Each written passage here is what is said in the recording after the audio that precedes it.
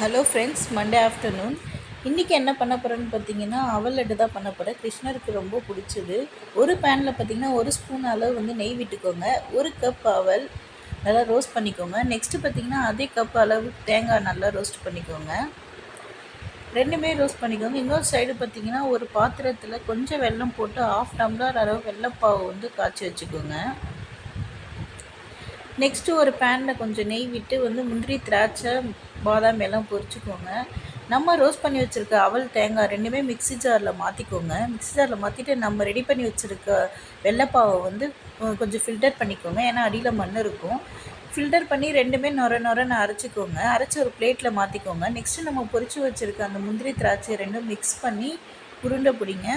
உருண்டை பிடிச்சிங்கன்னா அவல் லட்டு ரெடி ஆகிடும். ரொம்ப சிம்பிள் அண்ட் ஈஸி. டேஸ்ட்டும் ரொம்ப நல்லாயிருக்கும். வீட்டில் ட்ரை பண்ணி பாருங்கள்.